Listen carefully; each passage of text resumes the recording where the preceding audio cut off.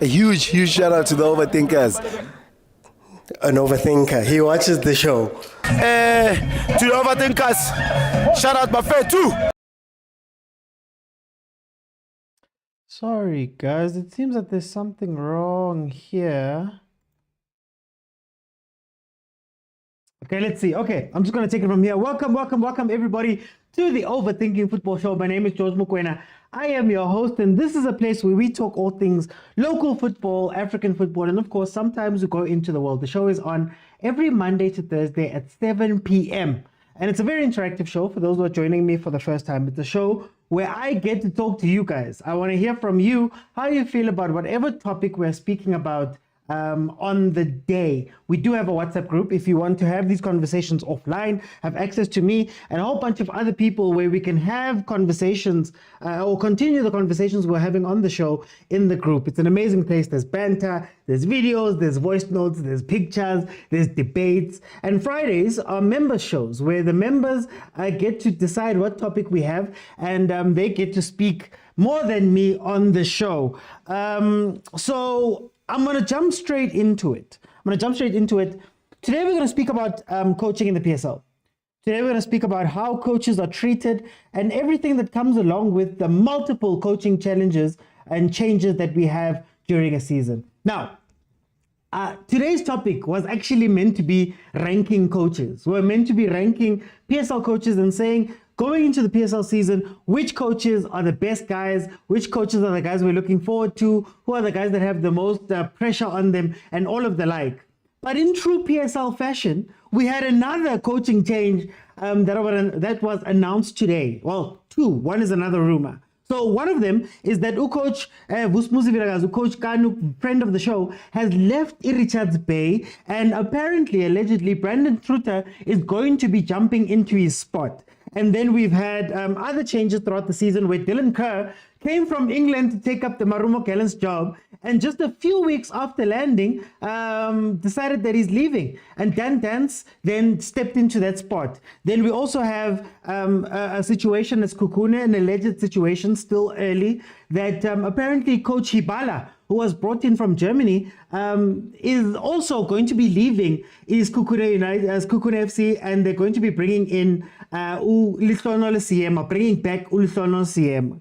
So I want to approach this topic from different angles. The first one we're going to speak about is, of course, the coaches themselves. What happens in the coaching profession that they changed around so quickly?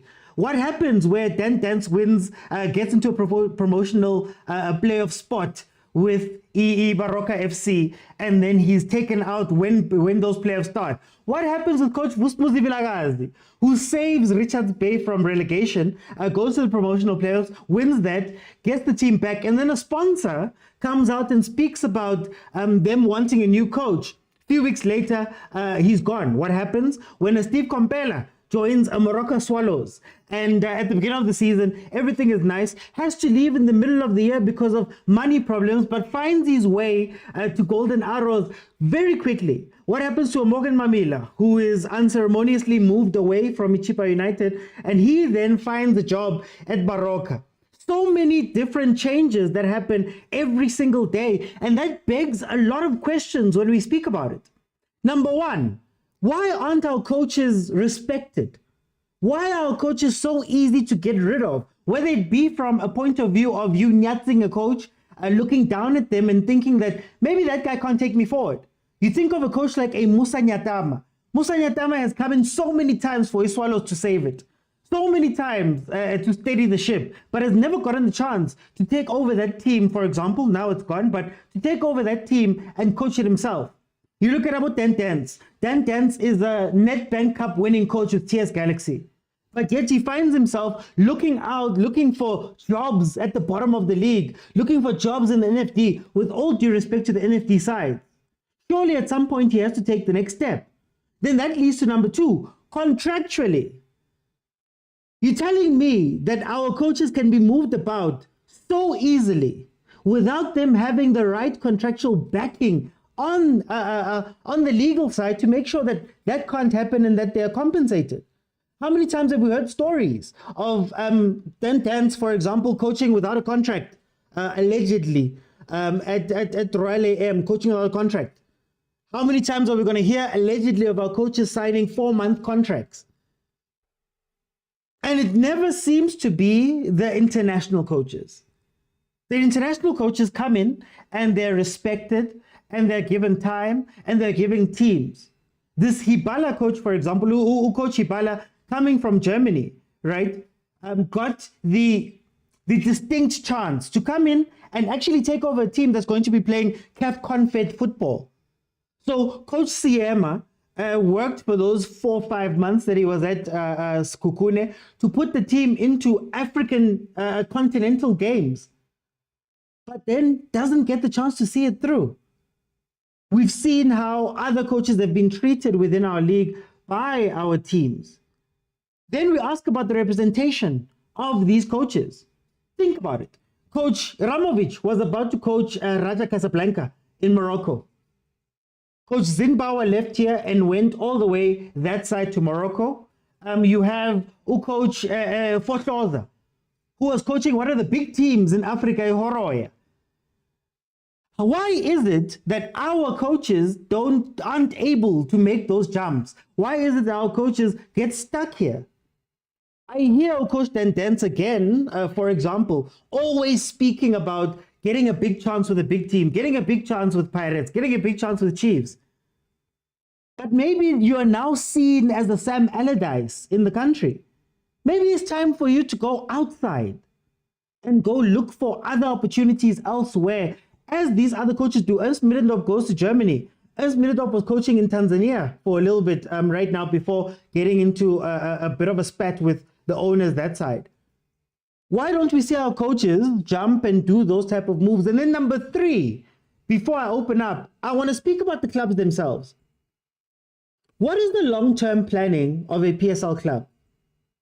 If every day you're changing coaches, how do you make sure that the club has one identity? How do you make sure that that identity is carried through from the first team all the way down to DDC, all the way down to your developmental teams and those that have ladies teams? How do you make sure that that identity carries through to your entire club if every day you change? And even when they change, you know, you'd understand taking an exciting coach and bringing in an exciting ball-playing coach and bringing in another exciting ball-playing coach, so that there's a little bit of a line. But today, Coach Middendorf is coaching me. Tomorrow is Dance. The next day, it's Coach Truta. The next day, it's somebody else. The next day, it's somebody else. How do we make sure that our clubs have an identity if that is how they are being run right now? Can you make sure that there's a line? We spoke yesterday about Stellenbosch. What makes Stellenbosch so strong is that one, Coach Barker has been there for so long. But also, Coach Barker's staff has been with him ever since the Amatax days, probably before that. So Van, who's coaching the DDC team, Coach Van, who goes and wins the Next Gen Cup, he's been playing that football with the coach almost his entire career. So how do we make that possible for other clubs? And at what point do we question our clubs? Because in South Africa, we have this culture of looking at the coach and making him the problem. And the moment they move the coach out, we breathe. Whew, the job is done. We've done what we needed to do for today.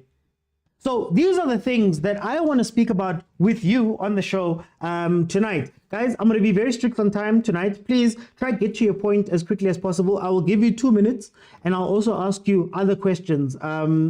Certain panelists may get, or certain panels may get more time if I see that there aren't as many people requesting, but you know how it works. Okay, so I'm going to open it up, guys. Please remember, you have to be following me in order to jump in so that we can have this conversation about the state of coaching and the state of coaches in South Africa. Feel free to request, guys, please. Let's try get to 15,000 likes. Let's try to get to 15,000 likes today, and we can take it from there. So, guys, bottom of your screen, there's a button that says multi-guest. Those listening on YouTube, if you want to add your voice to the show, you have to join me now while I'm live on TikTok. click on the multi-guest button, jump in, and let's have the convo. Agent, my brother, how are you? I'm good, man. How are you? I'm good. Agent, in and out. Today it's this one, tomorrow it's this one. They don't even get preseasons anymore. They don't get games anymore. They move quickly. What do you think about the state of coaching? What are your general thoughts about the state of coaching in the PSL? You know, my nephews likes to play this game called Rana Can Stay True. You know, I think that's what happens in the PSL. You know, we play a lot of that. You know, but again, PG-18, I know, but it's a family show. But that person, so once you label yourself as comagiting, that's how you will be treated. Yeah. Unfortunately, that's the only thing that I can say about this topic, you know. And once you allow yourself to devalue yourself, one thing I admire about Rulani is he went from Sundowns. If he had went to Richards Bay United, he was going to be a mid-table coach all his entire life. So he decided, you know what, let me go outside. You know, so firstly, it comes with the coaches taking themselves serious. You can't be a professional coach and don't have a contract. How am I supposed to take you serious if you're willing to work without a contract? You know, the reason why we take you serious, George, is because you take yourself serious. That's where it starts, you know. So I think firstly, the coaches are allowing this to happen. Secondly, before I even go to the clubs, I think coaches have an association or a union. You know, what are they doing about this? You know, and PSL, who the clubs are making a mockery of, what are they doing about this? Before even reach to the clubs, because the clubs, they do what they think will benefit them. You know, it's up to the PSL and SAFA and whoever who has the power that might be to control this kind of situations. You know, same as the selling and buying of clubs. So for me, I blame the coaches themselves, the association or the union, and PSL for this mess. Okay, I'm gonna come back. Let me bring in Uvelilim. Tagababa, welcome to the show. How are you? Bafo. Skipper. Yeah? For a minute, the golden circle is running. Okay. Ingzafagu super. Welcome to the show. How are you? Kunjani lapha? Hi, man, ngimnandi. Where have you been hiding, Super? Angikhona Mr. OT mkhonto. Impilo yayazi, so I try as much as possible to join the show when I'm available. Tell me, where do you fall on this? What are your general thoughts about the state of coaching in SA with the changes and all of that? How do you feel about it?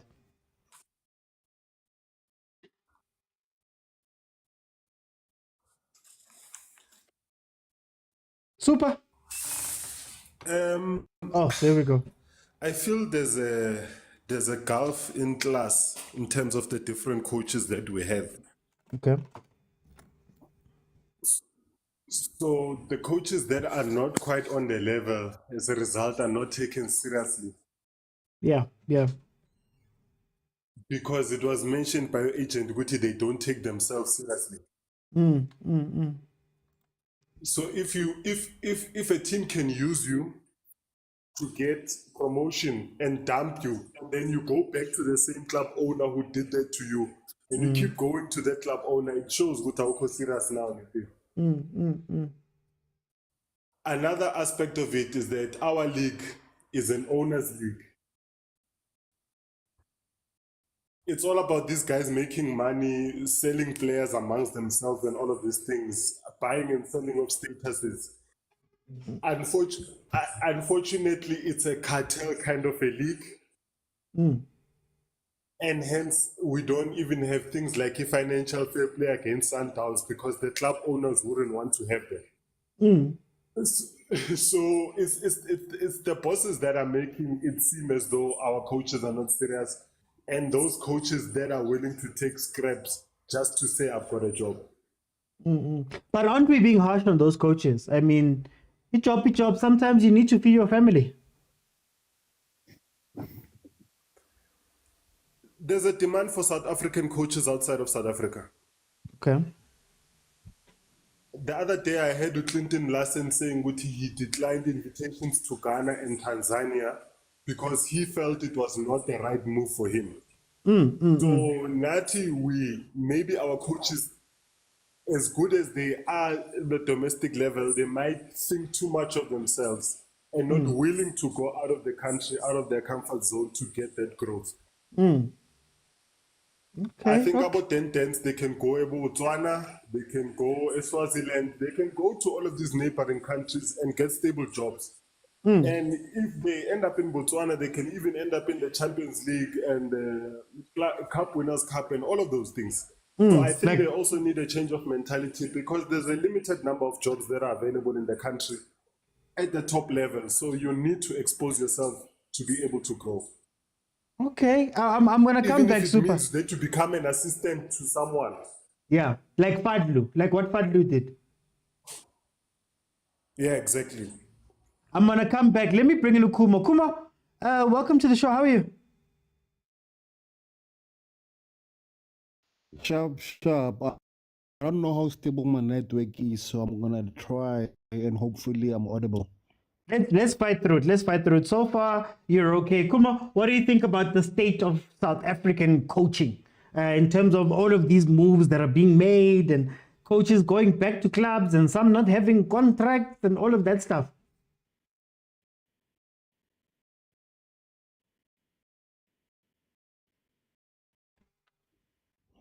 I don't want to use the word like it's the norm, but unfortunately, it's our culture. And also, I'm gonna play the devil's advocate on this one, right? Yeah. In terms of like, you know how much of a shoestring budget most of these clubs have, and if you really want to impact a club's performance or make any changes, unfortunately, the most obvious and immediate way you can do that is by swapping coaches, right? I feel like when you begin your coaching career as a PSL coach, from the very instance, I said dominance and actually treat people on how they should treat you. Case in point, Pitso Mosimane. He came to Sundowns as a vice coach, deputizing for Coach Pereira, right? He says, no, you saw how much money I was making in Bafana. This is how much I want. And I'm also going to require carte blanche in terms of like, I decide who I want to sign, who I want to let go, and who can assist me in terms of like my technical team. And I'm assuming there was also the situation on why Rulani left, you know. But if you're gonna be a coach like Dan Smalisela, who is a phenomenal coach, and he's from Pretoria, by the way, but he's known as the guy, he's gonna come in N2000, he won't complain. He's gonna come, you know, when you are in a bind, once he gets your club to a particular place where you feel you are confident, then you're gonna bring a coach. Once that you deem like they are par and they can actually implement changes, they can take your club to that stages. The previous player was correct in saying that there's a market for our South African coaches. But if we're being honest, if you aren't coaching in the top 5 leagues here in Africa, where are you gonna go? I understand the joining coach and your CMS make a mark in Botswana, but also how much are you making? You know, you can't just uplift your entire family all your life just to go in peanuts for the sake of pride or try to prove a point for other teams in the PSL to come take notice of you. And so the statement, I don't know, like I'm thinking about our coaches taking seriously, yes, but it also depends on who you are. Okay. Let me go to Luzugo. Luzugo, if you're on the panel, you might get an echo, but we hear you perfectly. So I'd say turn down your volume a little bit on the phone, and then we'll be able to chat properly. Luzugo, welcome to the show. How are you?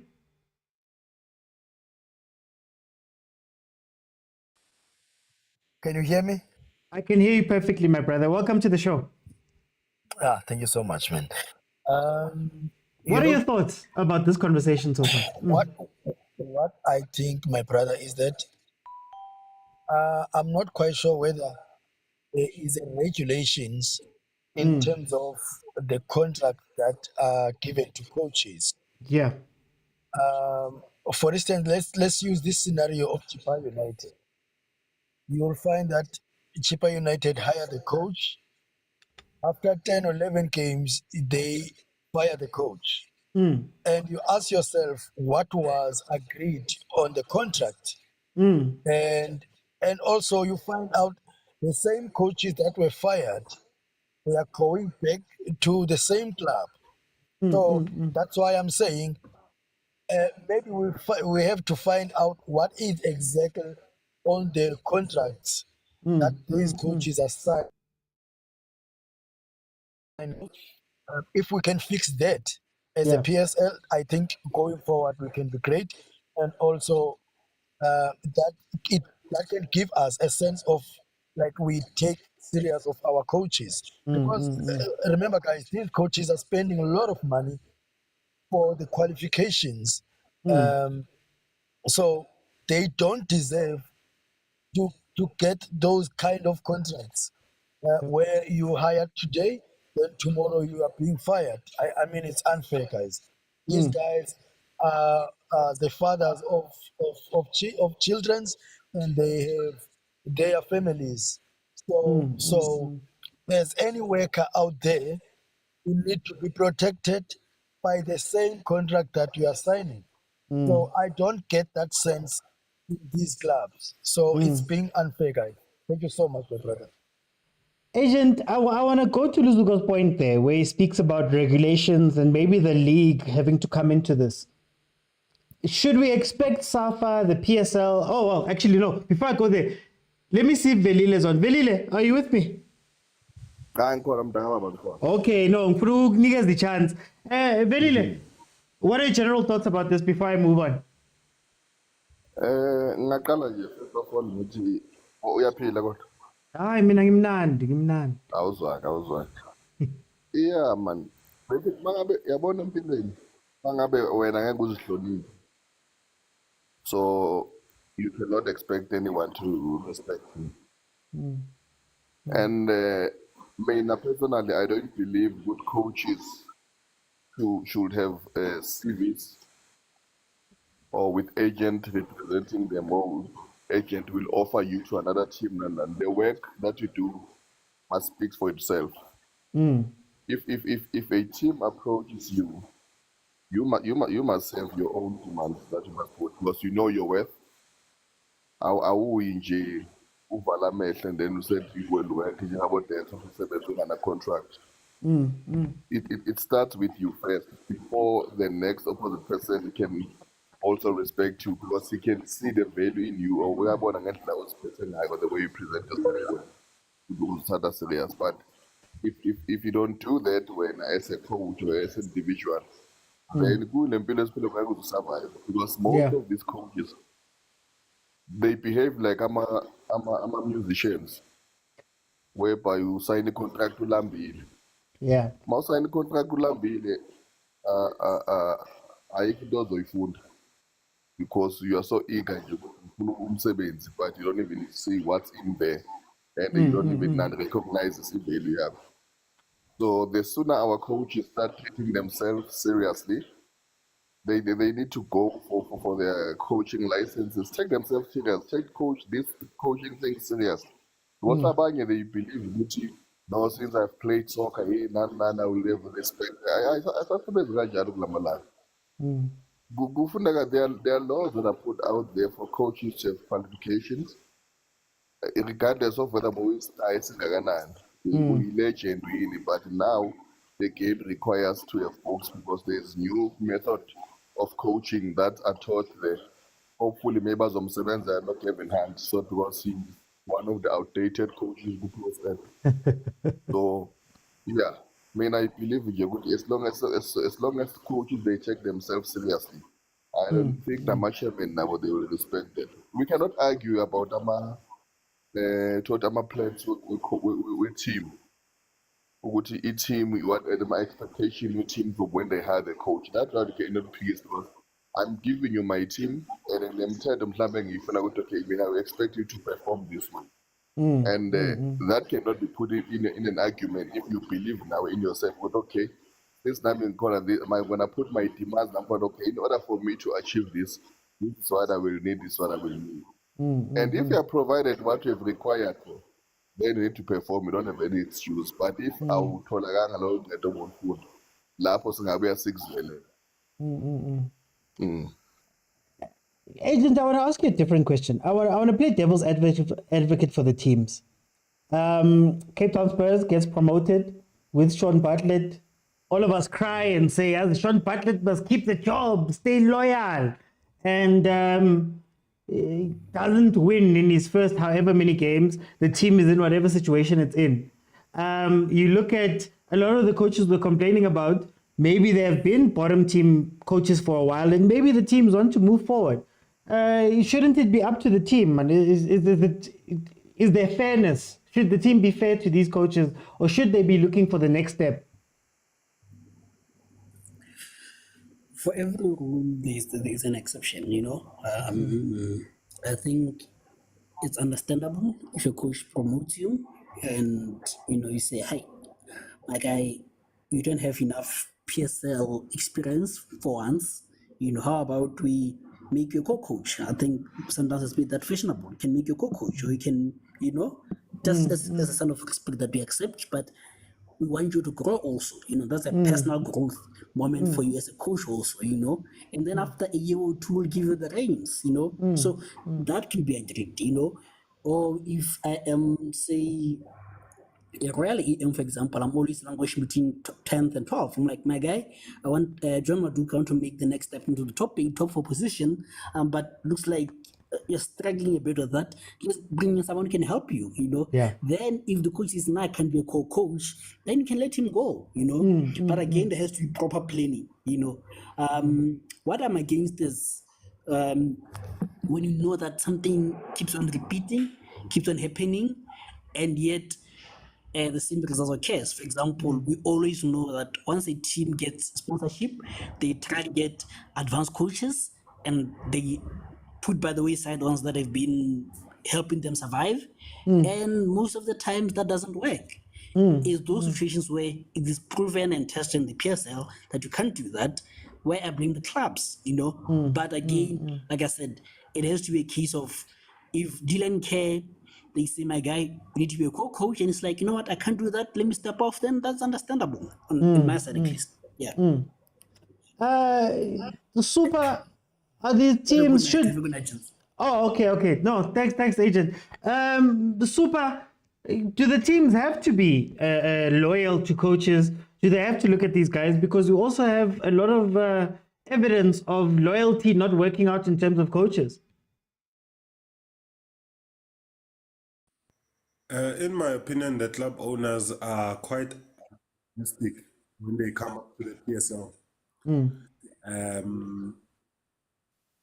They come from a league where it's anyone can take it on a day, anyone can win promotion on their day, and they actually think Uti, their strength in the NFD equates to their strength in the PSL.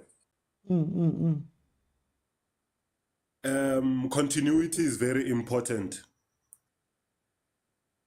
So I agree with what Agent said to say, Guti, when you come up in the PSL, instead of getting rid of the person who got you to the PSL, get someone to help. But if you are employing already someone who's coaching in the PSL, they won't agree to that. But someone coming from the NFD should not have a problem with that, to say, we're actually protecting you by getting someone who's more experienced to take the fall for you while you are growing as a PSL coach.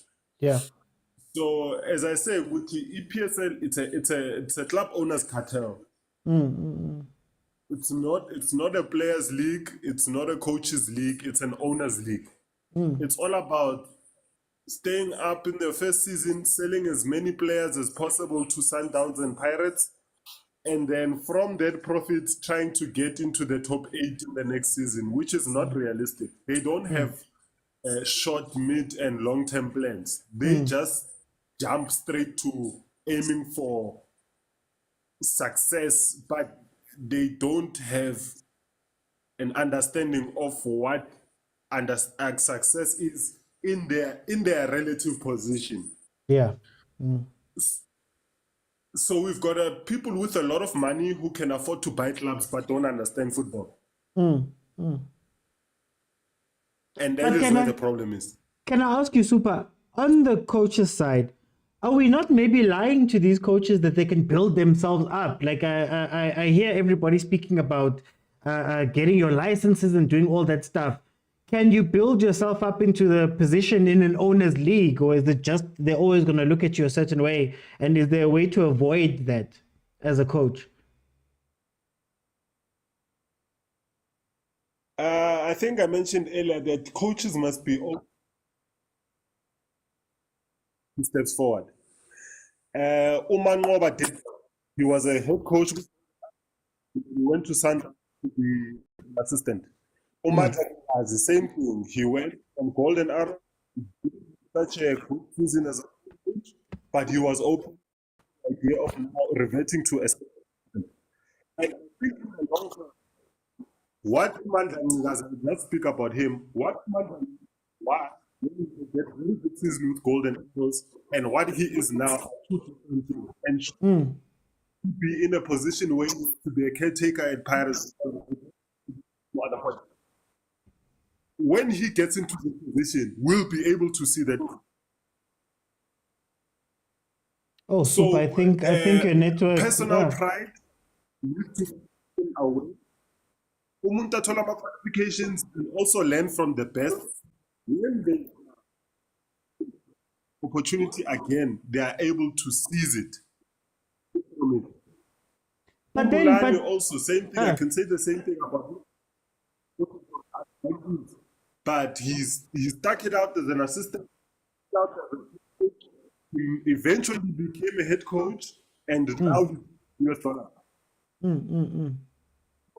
So, as I say, there's a limited number of the PSL are there who should be willing to take a step back, go get an assistant role to secure my future as a head coach once the opportunity arises, because it will arise again in this league.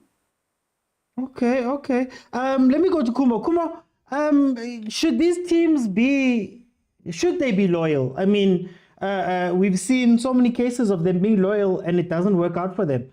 Are the teams just being right to say, you know what, Lithono Siema, thank you for getting us into CAF.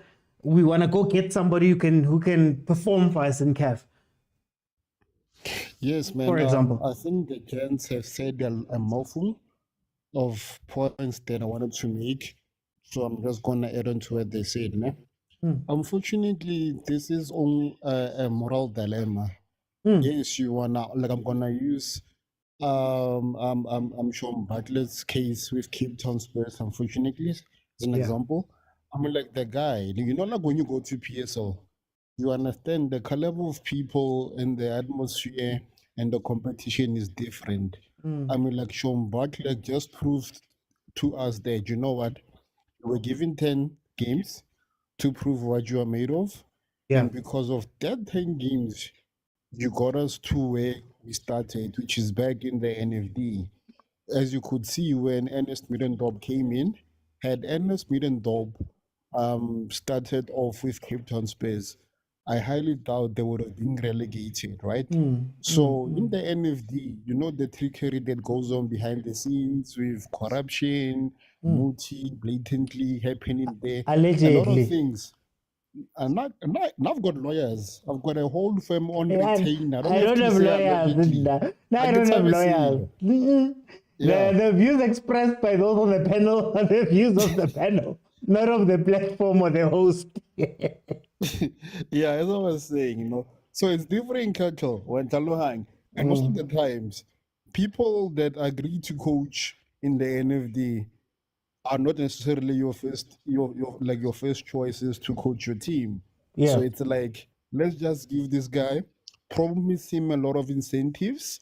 And I don't know, because I'm not an agent. So maybe the first 10 games were like, was there in Sean's Bartlett's contract saying, should I promote you guys to the PSL? I want 10 games guaranteed. It was a true one. And that's why he was able to coach those 10 games. But my point is, bruh, once you get to the PSL, as much as you don't have a board or you just you don't have people that you answer to, but also you're gonna feel the pressure of like, you know what, if I'm gonna survive or actually compete, I'm gonna have superstars, right? Which you don't get in the NFT. You only get those watched out stars. So if you're gonna coach superstars, legends, you know, I need a coach who can manage those egos, who can manage their style of play, who's much more versatile, and ultimately can hopefully get us to CAF. And unfortunately, most of the people that are in the NFD don't necessarily have those skills. You understand? And with this instance, I can make a point and say, but no, he got you at your lowest. But Sean Bartlett actually proved all those PSL owners point correct. You can't take someone up and expect him to leave them there. And okay, one more point. And as you can see regarding the different leagues, with the NFD, you need someone who can play who knows how to play there. The same goes for PSL and the same goes for CAF. Hence why Sundowns will dominate you in the a Betway league, and a certain team with Abongila's help will dominate you MTN. But when it comes to CAF, they feel dismally. So it's difficult to get an all-rounder coach like that. Okay. Let me go to Prastomi. Prastomi, welcome to the show. How are you? Hey, Ochi, I'm great, bro. How are you?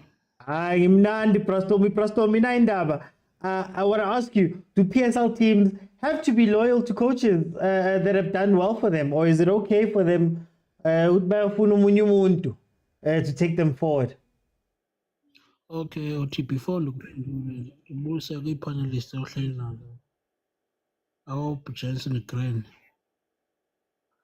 Ochi, it's a question yakho, are PS coaches taken seriously? Did you know, mna? Then my on that answer, if you add something, Okay. which coaches were taken seriously by PSL? My answer, it says it's European coaches. So it always been the case that local coaches will always be taken not for granted. Actually, they'll be taken for granted as a coaches of locals, because Ukonalendo, it says a coach he should have proven himself somewhere else before he become a coach. Yeah. But you'll find out the EPSL teams, they are hiring these European coaches with the information that says they have a pro license UEFA coaching. So at some point, Londo, it will make things difficult for local coaches, because there are coaches that are preferable than the PSL ones. Yeah. So it always be a case, because now I've seen so many times, because teams of these local coaches in the ends are they chop and changing same coaches one, but a coach, it goes from this team to other team. So if ingenzeka a chance about if the team is coming from NFD to PSL, Yeah. funeka uqala ujonge ngoba ucoach unazo na players to compete with as PSL teams bekudala zikhona. Then if akanayo, funeka uzibuze ufana uba wenza ntoni in order ucoach wakho to perform. But into eyenzayo on the manager's side and the ultimate teams into abayenzayo, they are only looking for their teams ukuba zizawuhlala ku-PSL for a very long time. Yeah. And it comes to a point, they only trust you when you play NFD, but coming to PSL, they cannot trust you. Then it's whereby they go and look for a European coach to come and coach that team.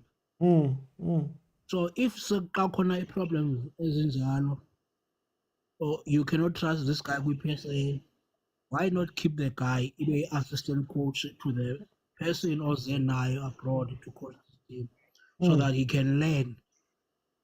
But again, when they see Fumanayo, they are bringing these coaches that saw Europe is no pro license UEFA coaching. As long as they win any cup in their career, into that it backs them in the qualification that they have.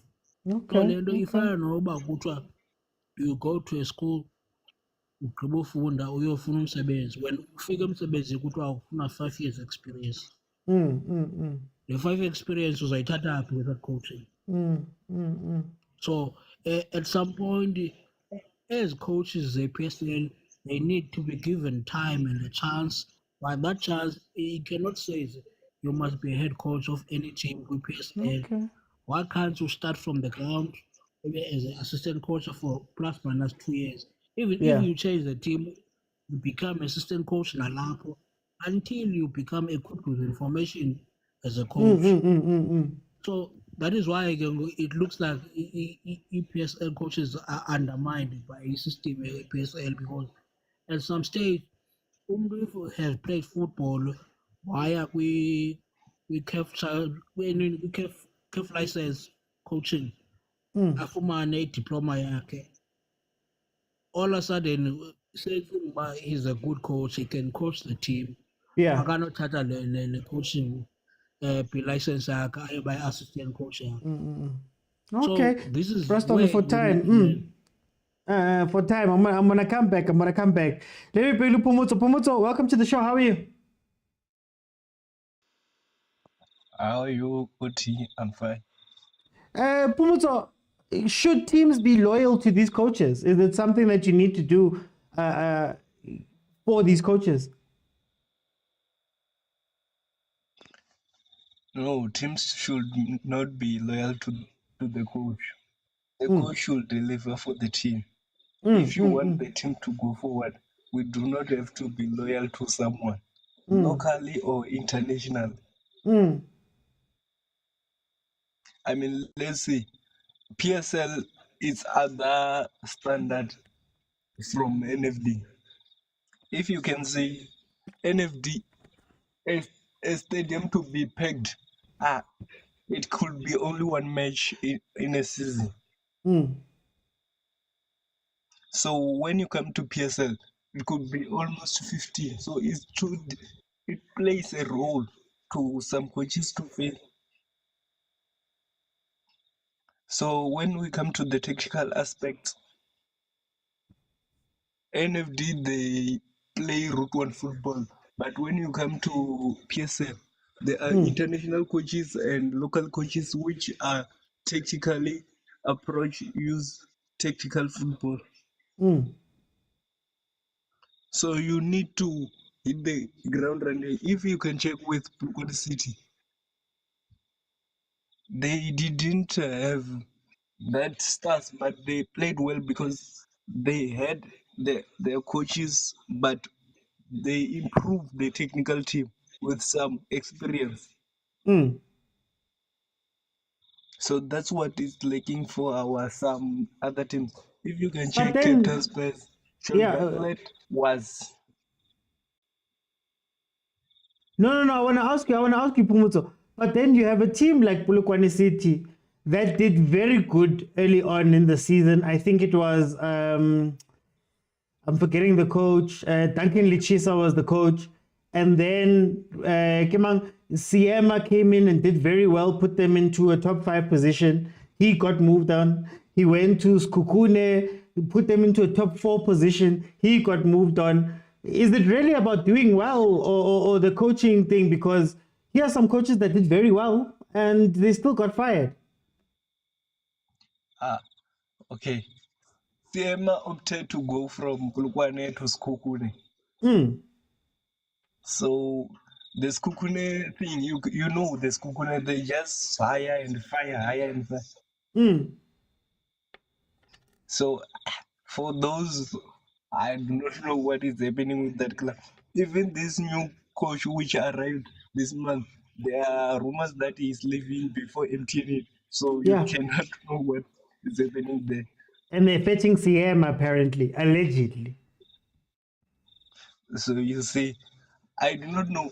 Those ones are they are just lucky because they sign experienced players. Mm.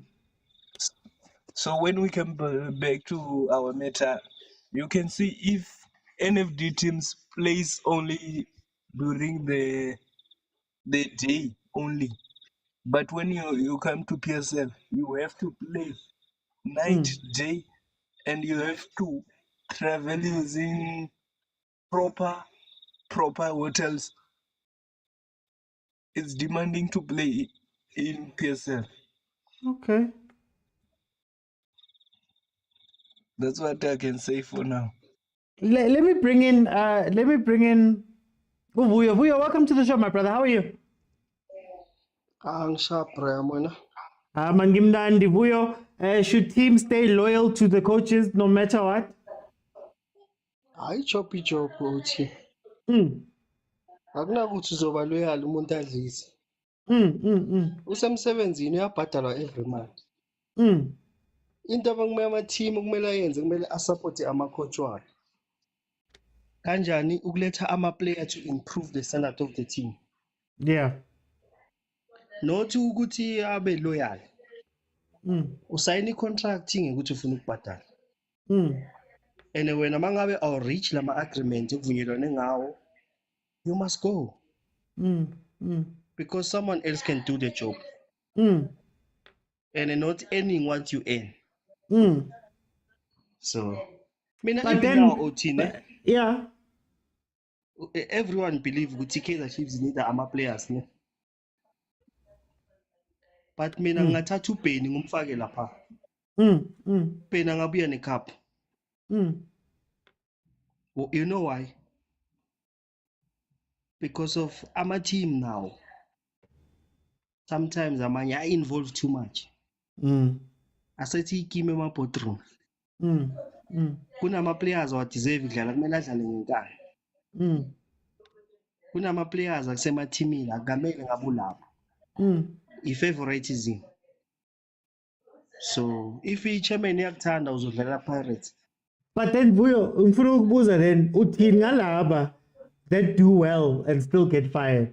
Phela abo Tendency, abo Siema, nabo Coach Kanu, they've done well for some of these teams, saved them from relegation after Caetano in the terms of Ubusmuzi. Dance has a Nedbank Cup, something that very few coaches have currently in the league, in the pocket. Siema took Iskukun and put it into CAF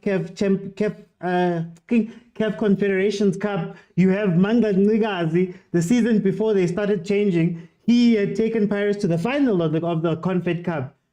But they don't get the chance. What do you say about that with those teams? Yeah, it's unfortunately Uti because of kunama-agreement okumele kuvunyelwane nawo. If wena ufuna 20 million i-team angeke ikhona ukukunika leyo mali leyo. It's a problem. So someone must go. Oh, but then ngiyakubona mawuceda uyolanda umuntu le Germany. You're going to pay all those costs when I'm right here. No. Uti. If this guy was a German, i-team yona nema-agreement and everything bayavumelana. Aye. There's no problem. Because nama-team now, amanye akhona awanawo ama-sponsor. So they give you so much. Wenzeni win i-cup, uyi-runners up, uyini. So i-football ngumsebenzi OT. If ispan bakugayile mfethu 5 games lo you must improve. Try something mfethu. That's why mina ngingasola ama-coach eza ne-technical team yawo. You know why? Because une-strength esizomsupport. Exactly into ayifunayo than ukuthi uza uyi-1 and then i-team i-provider everything, football analyst, anikho ku-same page. Anazana, nina-relationship. So kumele nina as a technical team yakho nibe ne-relationship. The fitness of the team kumele ibe on top there. Okay. Ama-players wakho i-fitness level. If we don't have a striker, we must go back to the managers and sporting director who take, guys, I need something like this. Because in the PSL OT, the way ama-coach afeyila ngakhona, i-problem asikhona ikukora amagoli. Hayi ngiyabonga ithuba bhuta. Okay. Guys, please tap the screen. Let's try to get to 15,000 likes. Velile, I've got 2 questions. Number 1, ngati even us, we look down upon these coaches. I'll give an example. Sid Ramovic has been hailed by Tim Sugazi, UEFA Pro license, all of that stuff. But the only trophy that he has comes from 10 tens. Pablo Franco Martin that have come from, assistants at Real Madrid. Amazulu, for example, but then there's other coaches who are ahead of him. Number 1, and then number 2. Uyambona yini Franco? Yabuza mina ngithi ukhona le ugijimisana noJohn Maduka ugijimisana noJohn Maduka le ngale of the league. So siyabanyatsa bo coach bethu, and then I want to ask Gavin Hunt, Eric Tinkler, Steve Barker, what are they doing differently? Bona Guti, they stay so long at their teams. What do they do differently?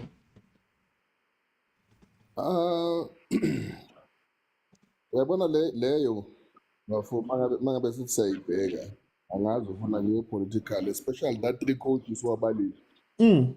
Ubuye ubheke nokuthi bacoachwa apha ama-teams.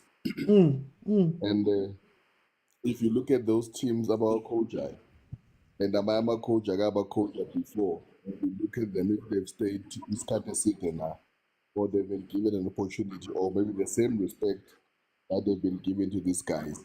Yeah. So lapho uzoyithola the answer. That's why I've always said, when it comes to Gavin Hunt, Barker, they are one of the safest coaches in PSL. They don't have pressure. They are allowed to do whatever they want, as much as but this time they've told Gavin Hunt there is a salary cap, no more too much spending with Google Supersport. Most. Yeah. Due to using a multi-choice. The thing he always complains about. Yeah, I said yeah. At Bona, they are being treated with kid gloves there. But remember, Eric, he once dumped Captain Space for Supersport now. And he's been welcomed back for them since then. And I think also they are the coaches that they understand I can say the criteria or the business. What's that? I don't know. I'm looking for the words. In corporate. Yeah, but the business idea would how team plan generate income and so yeah, that's why you normally hear them. They don't complain too much when they sell players because they understand what type of a team and what are the expectations there. Because at the end of the day, if you look at those clubs, like Stellenbosch, they might not have too many sponsors, but you can see the way they manage, especially joint committees. You know, with every season they will sell 4 or 5 players, and it's money again, it's income for the team. So it's easier for them, and they have been given that respect. Not to say they've done well in the past, but lately, they haven't.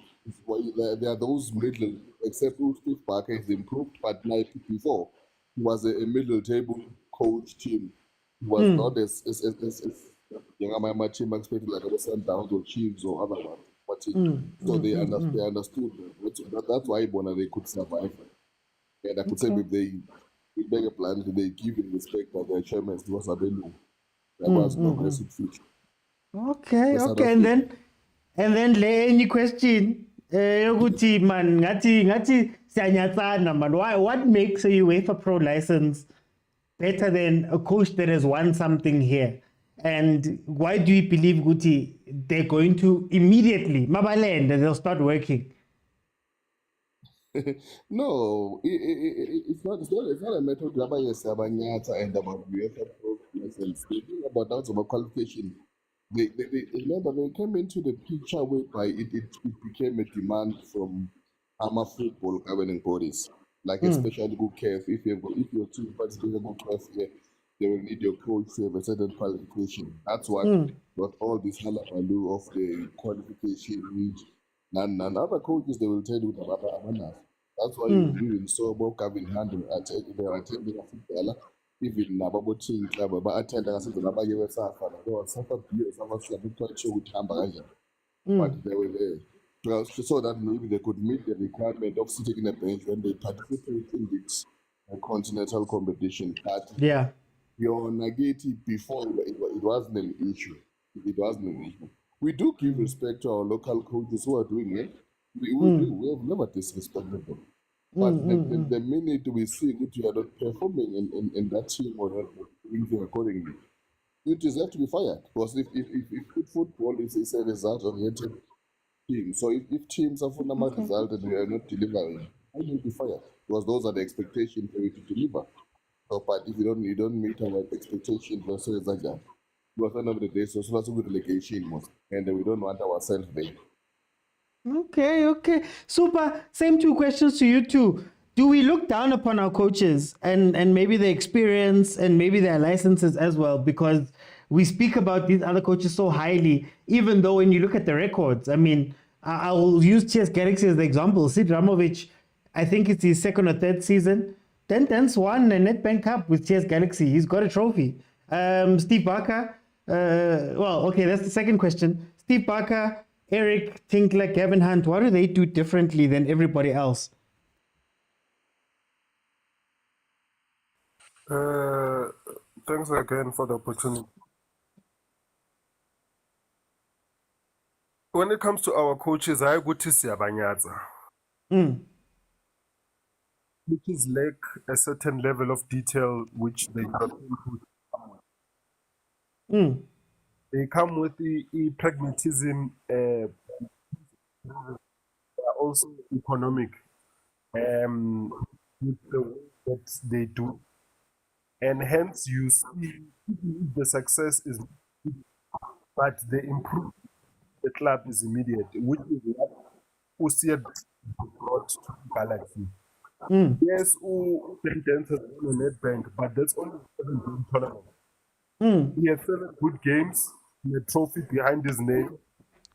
Anyone can have a run of 7. Him, it just happened to be, and now it has been immortalized to his name. So what has brought is this Galaxy. To be honest, from his Sundowns to Pirates, what do see Dramovic has brought to the club? What other European coaches bring to the club as well? Won us a trophy, and then they got us into a CAF final. There was no ability in the team. Even time the team could lose. Yes, Jose has only won 4 trophies, but you are still a constant improvement in Pirates to the point where the entire league is now actually take on Sundowns. Super, can you try to turn down your volume? Can you please just try to turn the volume down on the phone? I think there's a bit of an echo. You're cutting. Okay. How's it now? Yeah, try it now. Let's see. Okay, so when it comes to Abo Steve Barker, Abo Eric Tinkler, Uvelile has said it. But once you play for one of their clubs, it's your reputation is not on the line. You don't have fans saying, why didn't Stellenbosch make the top 3? There's no one looking forward to the Cape Town derby. There's no much pressure. They don't face the same pressures as the Soweto team, the Pretoria team, and all of these other more African-supported teams. It's not a matter of racism, but it's a matter of what there's no passion behind those 3 clubs. The result for them, it's strictly commerce. You do well, you get into the top 8, you guarantee yourself a certain prize money from the league. You guarantee yourself an opportunity to win 8 million at the beginning of the next season. And if you are even good enough, you even give yourself an opportunity to earn some dollars a CAF. And if that all doesn't work out, you can still sell your best players to Sundowns. So it's all about money for those clubs. It's not about passion. It's not about their history. It's not about anything like that, of which I don't hold it against them. They've just found a way to make the PSL work for them, which is from a commercial point of view. So these players are basically cattle at a ranch that they can sell off to the highest bidder, take their profit, and then try again next season. And if they so happen to have a good season, it's a bonus for them. But it's nothing to do with passion. It's nothing to do with building South African football. It's just about you don't leave any money on the table. And hence, after so many years, we've actually got a team from Stellenbosch, of which traditionally as South Africans, we know that Stellenbosch is not interested in the rest of South Africa. But there's money on the table in this league. Dr. Kaizer, Dr. Khoza have built this thing into a commercially viable product, and now they want in. So that's okay. Judge committees, it's a bit different. Committees has really been he's really been a servant to South African football, but he also looks at things from a commercial perspective. That's his bottom line. So those 3 teams, Swabega one side to the rest of the teams in the PSL.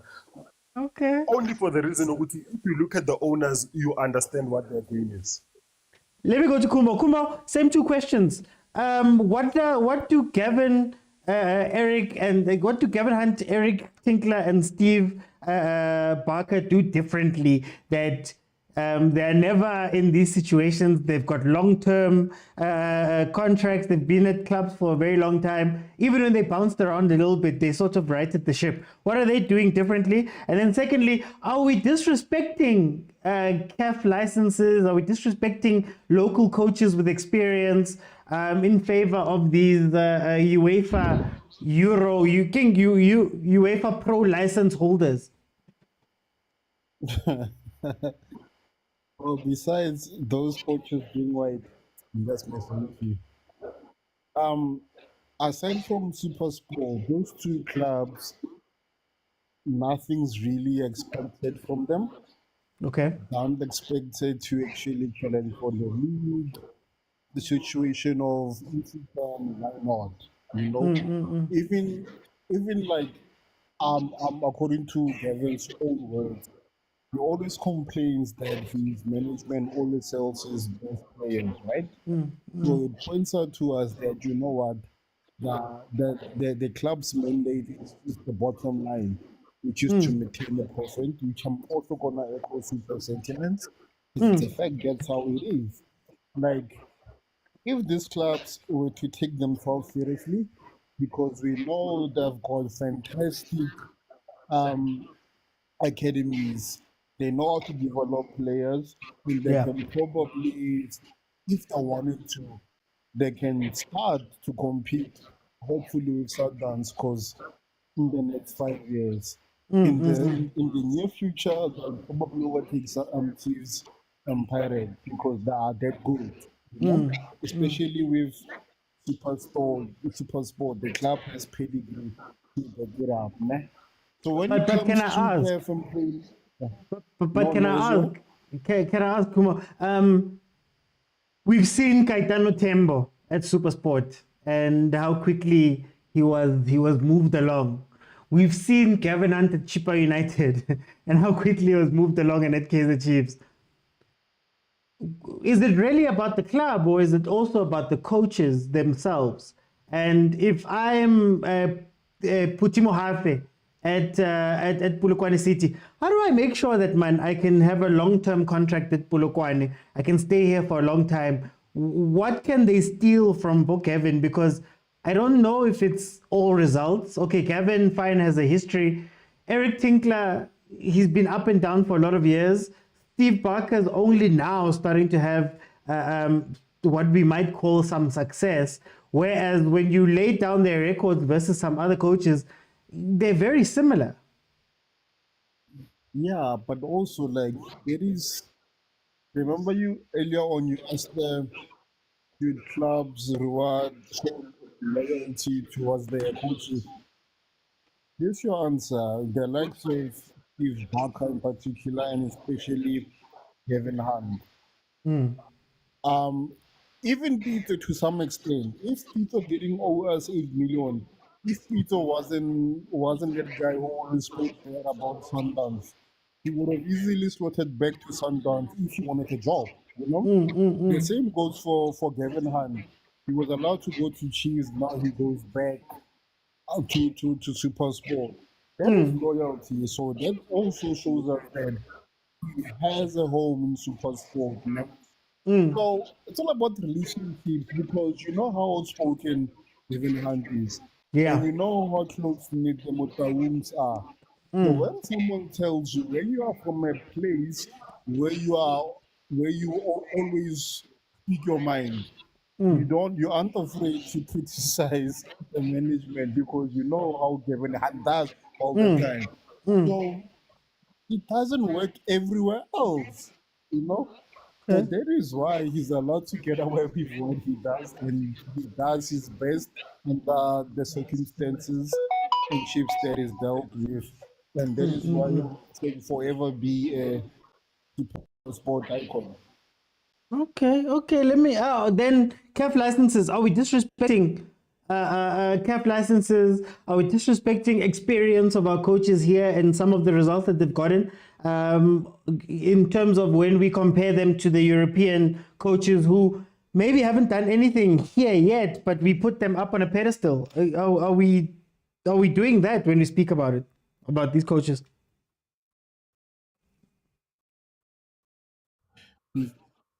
Can I just get certainty here and a clarity here? I'm going to say.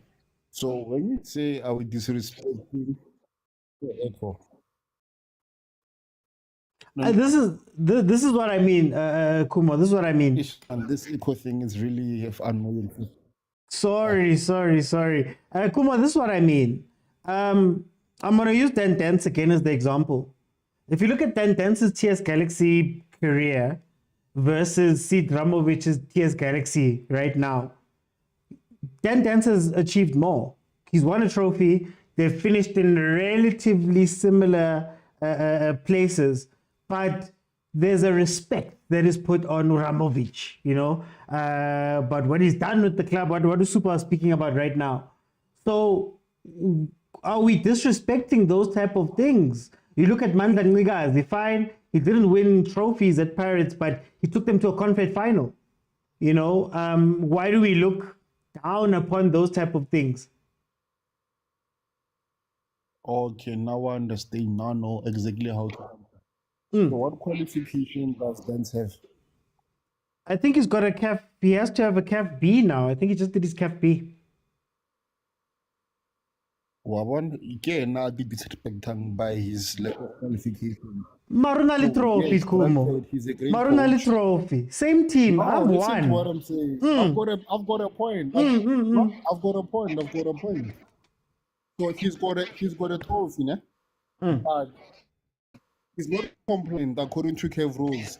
Hence why there was a struggle to get these coaches to get CAF A. So let's say Dan wins the league by some miracle. So next season, there's no way he can be There's no way he can be there at the forefront coaching because he doesn't have FA. He can't Well, just to jump in there. I think he does have his cafe because he's apparently taking over Marumo Gallants now. He's the head coach now. Sorry. Oh, okay, sharp. Now I'm done being committed. Let me just be proven. Okay. Yeah, my bro, we've established that whatever is European, it's superior. We don't really have a form of measurement in terms of like which one ranks higher. And if CAF is inferior to the European Pro, how can we base our standards and to be on par with the UEFA Pro? Pitso once mentioned that when you come from Europe, you just need a passport to come and coach here in Africa. But with us, you need experience, you need to have coach ability, you need connections, you need to sell off your parents, you need to bribe Sir Blatter as well. There's a lot of things that you have to do for you to be taken seriously. They can easily give clowns like your Teta, one of the biggest English industries, but they can overlook Pitso, who has proven, who has a track record across 2 continents. You understand?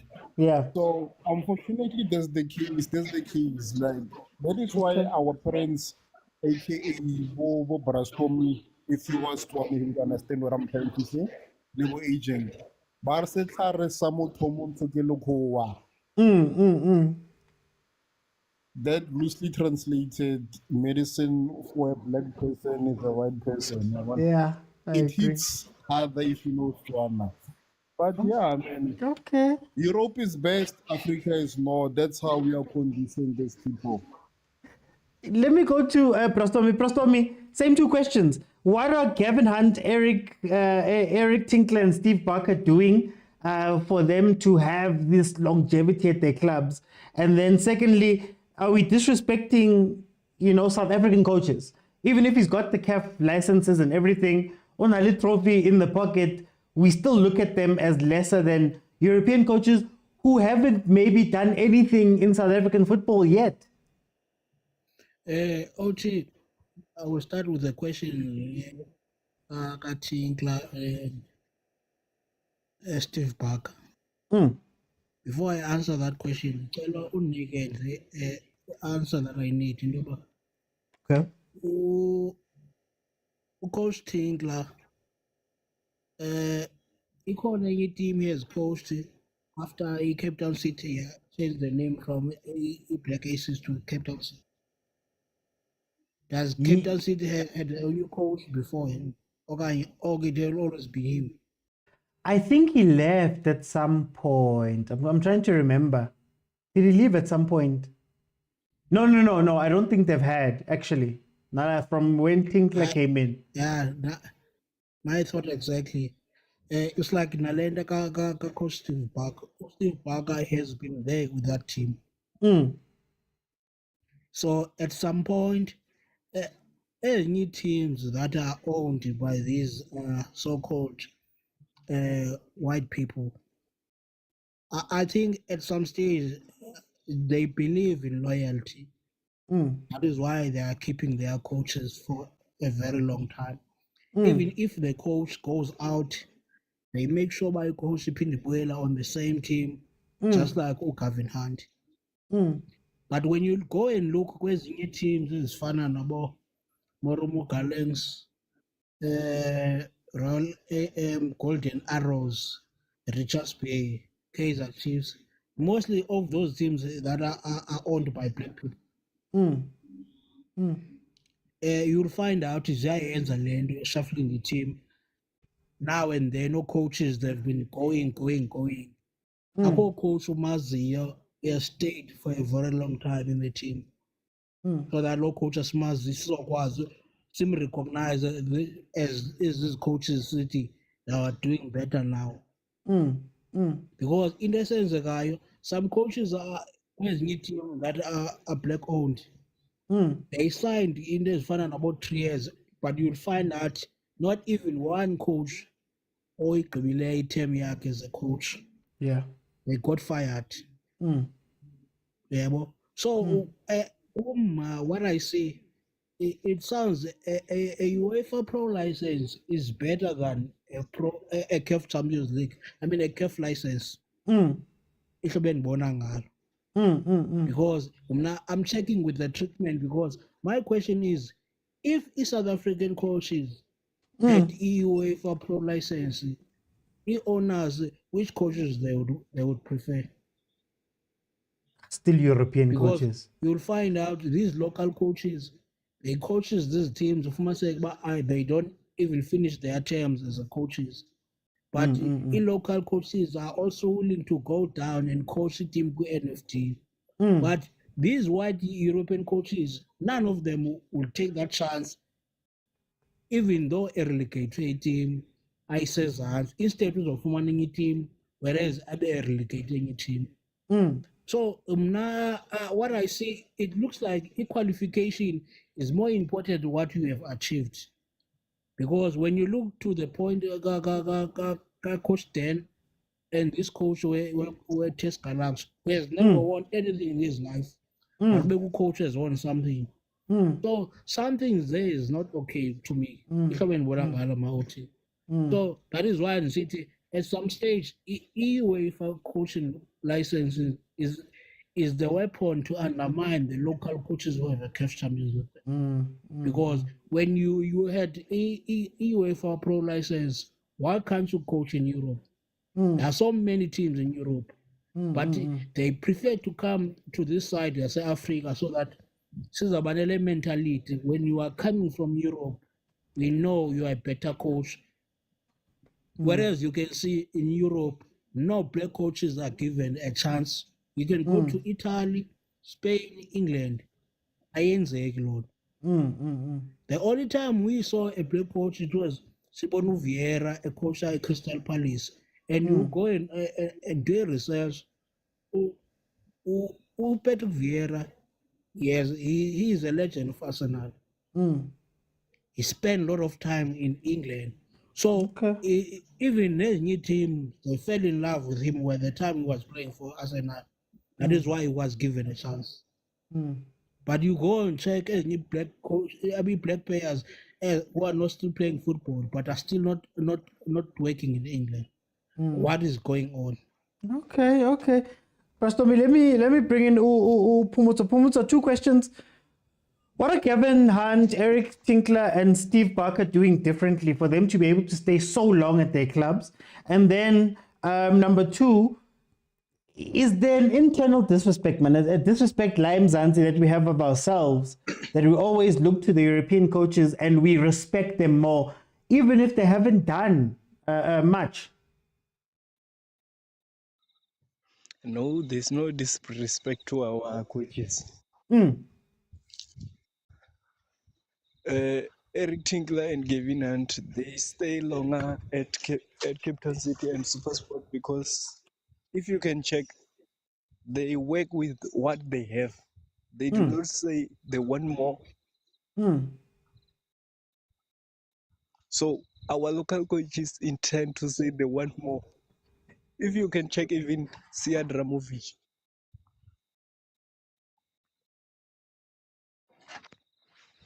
Sia Dramovic is working with what he has. That's why they stay for too long and why our clubs prefer European coaches. But if the European coaches aren't doing anything, why don't we put them under the same pressure? For example, you look at Pablo Franco Martin at Amazulu, bottom half of the table. He's not doing better than CM, but we are okay, or maybe the teams are okay with getting rid of CM and keeping Pablo Franco.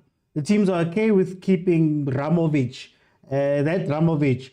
Fine, he's working with what he has, but when Dance was working with what he had, he won a trophy. Oh, in the Amazulu, if you had the recent interview of President Zulu, he said he didn't give the coach what he wanted. So, but this season he will give it. So we need to give him this season and judge him. Mara Benny finished number 2 with the same thing.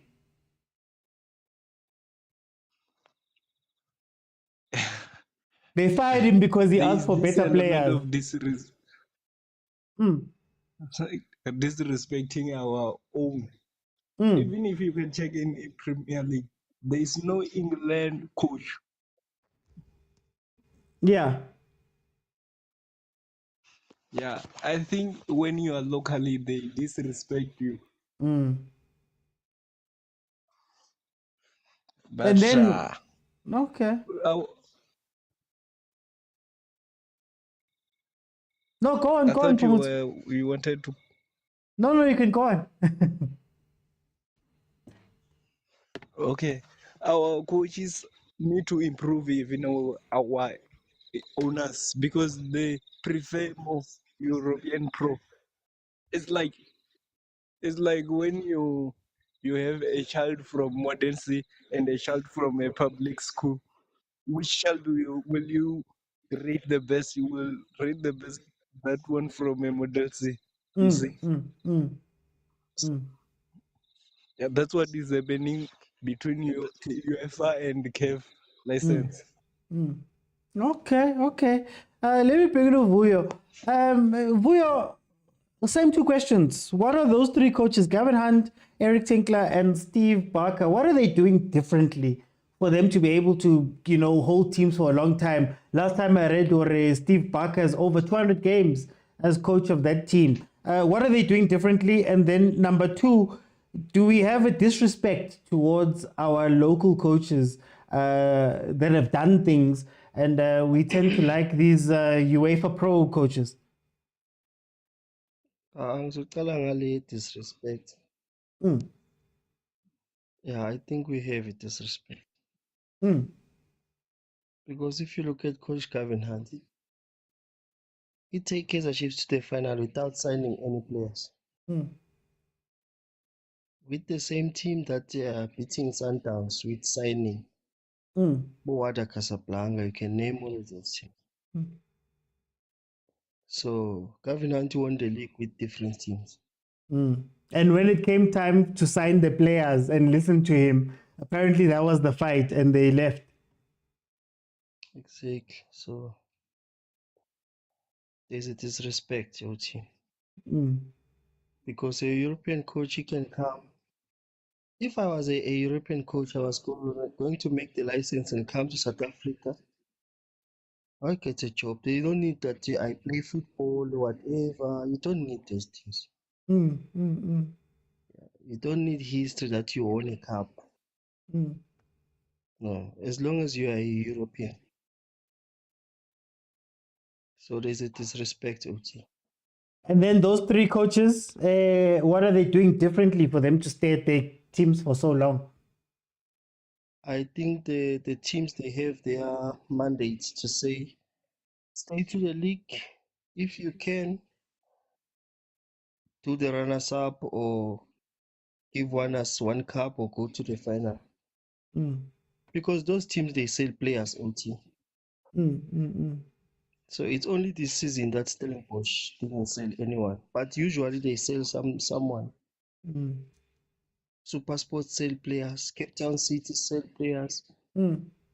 So are you expecting the coach to go and score goals because Mario is gone?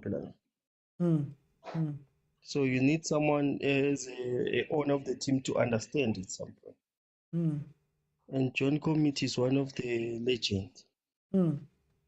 Because he signed players, he sent players to Europe. He got a structure, he got a core. So when you come to Stellenbosch, Barker, they give him the job. They don't interfere. They support whatever he brings to the table. And I think they tell him that he must work too much with the youth.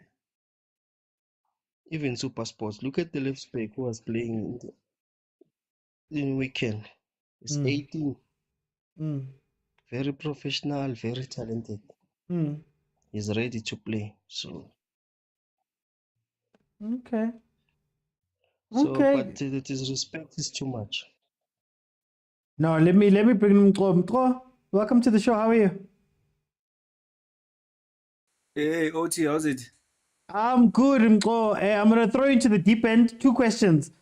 With coaches being changed every day, what are Gavin Hunt, Eric Tinkler, and Steve Barker doing differently? And then number 2, is there disrespect, man? Where we here in SA with SA coaches, where we disrespect what they've done and their licenses, and tend to just love European coaches or UEFA Pro coaches. Let me start with the disrespect part, because that's a burning issue. There is some level of disrespect, and it's been evident for some years. If you look at the attitude of the team owners, you can tell that they idolize or prefer foreign coaches more than our local coaches. And I have an opinion on that as well, because I feel like it's due to the fact that we have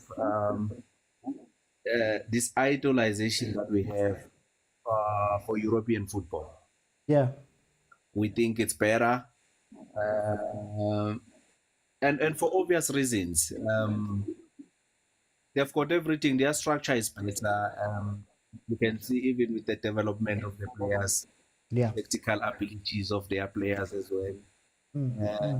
So I don't think it's an issue that we idolize them. My issue is that we seem to be neglecting our own. And then we've got coaches that are a student of the game. They are willing to learn, and we can help them as a football association or South African football team owners as well, to make sure that they can coach our teams and sort of prioritize them and see if we can contribute meaningfully to their development. Yeah, so I think the fact that we see Europe as this a big league, that we can get anyone from Europe to come and be better than our own coaches decide. I think that's a skewed mentality, because not everyone is better that side. We still have our own. I mean, like, look at the past 10 years. Which coach has won the season in the PSL? It's South African coaches. Yeah. From a specific you team, but I don't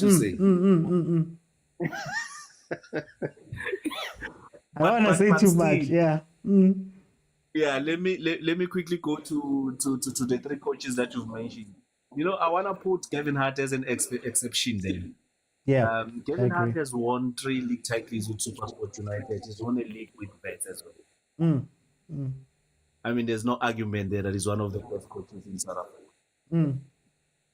Yeah, but now in terms of preference, when you compare with the other coaches, especially these 3 names that you've mentioned, this color. I mean, like, we are afraid to mention this thing, but as soon as the coach is white, it seems to be better treatment that they get. How many times has Dan Malisela been fired? Way too many times. Way too many times. Too many times. And I'm a fan of the guy. Beautiful football. But he doesn't seem to be a favorite to these team owners. And I can't get why. So it's a tricky one, because it seems as if the white color seems to be superior all the time. Because look, they don't get a black coach from Europe to come and coach in South Africa. Why is That's true. That's true. Actually, we have an issue. Yeah. I want to jump in before I go to Kumo. There's a reason why I'm asking these questions. I think on the question of those 3 coaches, I think, when you aligned with the team that you're going to, and you guys, I guess, get each other and understand each other.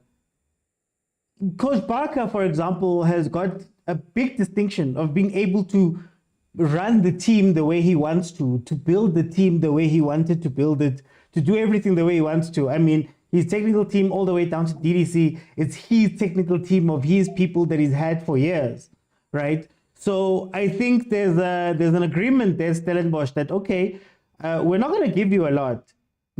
And I think the other way around is also true, that I'm not going to be expected to give you a lot. So if you're not going to give me a lot, I'm going to keep you safe. I always say in the league, there's safety coaches. There's safety coaches, there's guys that you keep. But it's also the culture of the club itself. I think Stellenbosch wants a long-term coach. They don't want to be obsessed with the little nitty-gritties. They don't want to jump into the football. I think Supersport is the same way. They found themselves a very experienced coach. I mean, Coach Gavin is more than 30 years, almost 30 years, or over 30 years, experience coaching in the league. So they brought him in and they say, you know what, my guy, we're not going to give you a lot, but you're going to have your control. We know your resume. Just run it. I think Tinkler is the same way. John Comitis is not an owner even previously that used to chop and change a lot. So I think the culture of the clubs also plays a role. And when I say the culture of the clubs, I also mean the ownership of the clubs, right? Like I said, these clubs, they try to distance themselves from the football. The rest of our clubs, honestly speaking, are clubs that are always involved in, you want to do this, you want to tell this person, you want to do that. And then if my owner is the person who thinks that they understand football more than me, obviously at some point they'll get angry at me and let me go. Chipampenge, he said something very important in his interview with Robert Marawa, where he said that I'm learning to step away. I'm learning to not be involved. I'm learning to be in the back. So I think there's a lot of interference when it comes to those type of things. On the secondary question, I feel as though there's a perception problem, a public relations problem. And I think all of what we think of these coaches comes from things that are said. We all think Ramovic is an incredible person because Tim Sugazi came out and he spoke out in depth about him, saying that, you know, UEFA, what, this is the coach, you guys must get your licenses up and do all of that and do all of that. And in turn, as the public watching football, we've taken that and said, oh, you know, he plays great football. He's building all these things. But in actual fact, his record is probably the same record as a lot of coaches in the league. At TS Galaxy, he's probably not the best coach that has been at TS Galaxy in terms of success, even. You look at Abo Kwichimpi for Amazulu, right? When Benny was at Amazulu and he had Amazulu at number 2 and allegedly looked at Bab Zungu and said, Bab Zungu, for me to go and make this club a contender in Africa, I need you to spend money. I need you to give me what I need.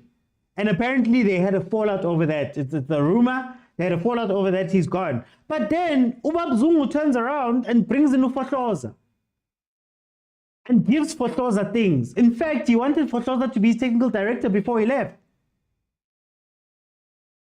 Then he brings in Abo Pablo Franco Martin, who's about to get a lot more stuff. You look at the Pirates. Mandat Nigazi and Fadlu Davids go and take that team to a final of the Confed. Nobody's crying for him to be head coach and to carry on what he's doing. Everybody got excited when Zimbabwe comes into the picture. So I think it's a very big perception thing that we have in ourselves as well. Even when we look at ourselves, we had a conversation weeks ago or months ago about Coach Pitso. And I was asking a simple question. Coach Pitso has 3 Champions Leagues. He's coached in four different countries. He's been top 10 on the rankings of coaches in the world, the IFHSH rankings. He was top 10. Been to a Club World Cup, finished 3rd. But yet, we still say that he can't coach in the English Premiership. We say that he can't coach in France or in Spain, in the top leagues, in La Liga, in League One. Meanwhile, there's coaches in League One that have not taken a game of first team football. There's a guy who's joining the English Premiership, the new Leicester coach. He has not coached in a top league. He promoted his last team to the top league, and this was meant to be the season where he was going to be coaching there in the top German league, the Bundesliga. He's a Leicester coach. But now with ourselves, we can't bring ourselves to say, no, Pitso deserves to be. Pitso is good enough to coach in the English Premiership. What do we always say? Maybe the championship. Yo, Gafi wala. We have a thing within ourselves where we look at it and it's played out within our teams. And I'm going to say something maybe a little bit controversial. The guys who have long-term jobs right now look a certain way, are a certain way, and their managements are a certain way. And the chopping and changing that's happening in our clubs, unfortunately, the managements look a certain way. Which then leads me to the next point that I want to ask, the last point that I want to ask the panel. Where do we place our clubs in this? Clearly, Stellenbosch had a long-term plan that is now panning out now. Supersport has a long-term plan of viability where they go, all right, guys, we need to survive. Even if we need to sell players and do all of the stuff, we've got it. We've got Cape Town City that's building, and they need a certain a certain continuity at the coaching. Are the rest of the teams, what role do they play in this? And are they also planning long-term?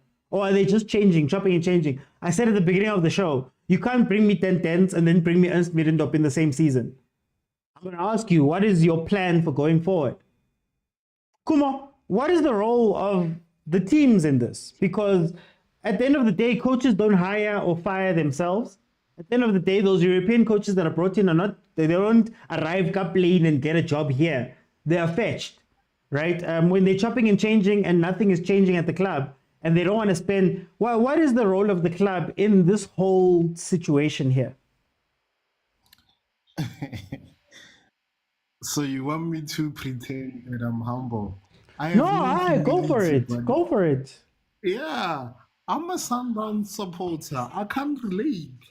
You understand? Now it's like our previous president he wants Pitso to be like the Alex Ferguson of Africa. Even now, the incumbent are like it's a picture like Rulani left on his own accord. But now this chopping and changes, maybe it's something that you should actually ask your neighbors. But okay, just to give a broad answer, it depends on how ambitious the team is and the goal of the club is. Because some people want instant gratifications, right? Some people want an ice boy. Some people require longevity, like your Stellenbosch, and last season at least it produced something in terms of silverware instead of positive bank balance by selling of your players. So some people want bottom line, super sport, hence why they keep making a profit by selling to Sundowns. I can remember some super sport is owned by multi-choice as a CEO and board members. So it must make sense for them to actually keep super sport. So we can't really blame Stellenbosch and the likes, right? So Babangwe, they're just happy to be in the PSL. They don't care whether they win, they lose, as long as they can sell to their fans, their merchandise, they can sell potato chips. You know what I mean? So it depends on what your ambitions are. So now, as a Sundowns supporter, happy. I have no question. I have no reason. I have no reason to actually answer this question because I again. No, Kumo. Besides the ambition, right? I'll give you an example. Marumo Kalans. Marumo Kalans hires 10 tens, or then they hire somebody else, they get relegated, fine. Baraka Status, they come back. They hire Dylan Kerr. They go back to the coaches that were, taking. Then Dylan Kerr leaves, and they go back to 10 tens. Again, on top of that. Baba Angwe, they sign coaches, they fire a coach, they sign another one after that. They hire a coach who does well. They find another coach because they're like, hey, Kumo, get Ice Boyaro now, whatever. I'm going to go find somebody. They find that person, it doesn't work out. They go back to Ice Boy. Ice Boy is doing well. is that a way to run a business? Because at the end of the day, even when they're moving, what I like about what you said about Sundowns is that from Pitso to Rulani to Mangoba, or Pitso to Mangoba and Rulani to Mangoba, that's what, 15 years of coaches that have been within Sundowns. You haven't rocked the boat. You get what I mean? Like there's a pattern, there's a thing there. Supersport goes, we don't want to spend too much money. Let's go find the most experienced person who's good at developing youth so that we can keep this machine growing and we'll hold him. Stellenbosch goes, we don't want to be part of these development things and all of that. Let's go scout a coach. Zwagala Steve Parker, you know how development works. You come from tax. Build us a structure that's similar to tax so that we can keep the club going. We'll sit back. If we're successful, we'll be successful. Is it too much to ask from the other teams to, at the very least, have a plan? Yeah, it might seem like Marimo Gallant's owners don't have a plan, but for them it makes sense. And to be honest, we don't have to understand it. Some plans are clear, because right now I'm just gonna add few to speculations, conspiracy theories. But from the way they're operating, they're just buying this thing for vanity reasons or for underhanded reasons. We don't know why they do it, but the fact, as long as the rules allow them to do, it's their prerogative to exploit the rules that they can buy, relegate, and buy, relegate to their heart's content. I don't know for whatever reasons they want to do, but as long as the money is there and somehow, because if you look at it from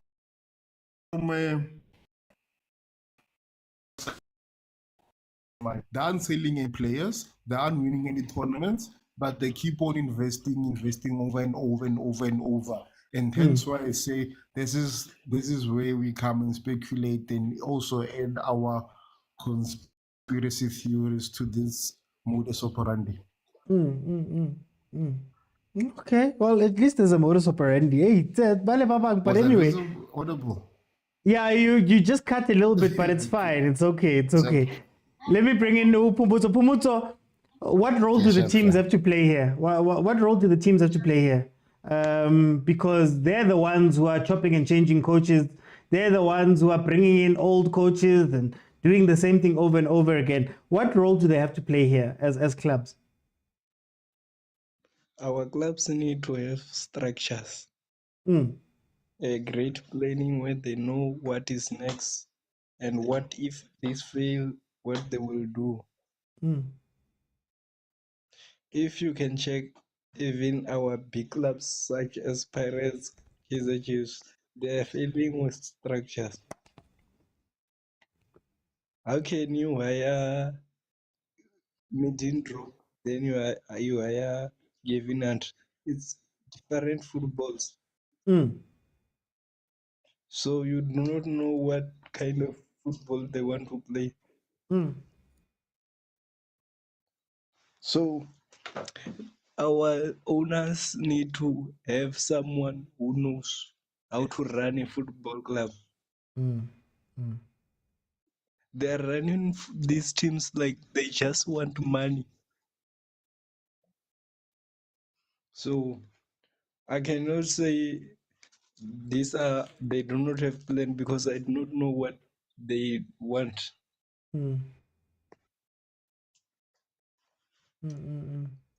Okay. Let me go to Mko. What role do the clubs have to play in this whole discussion that we're having here?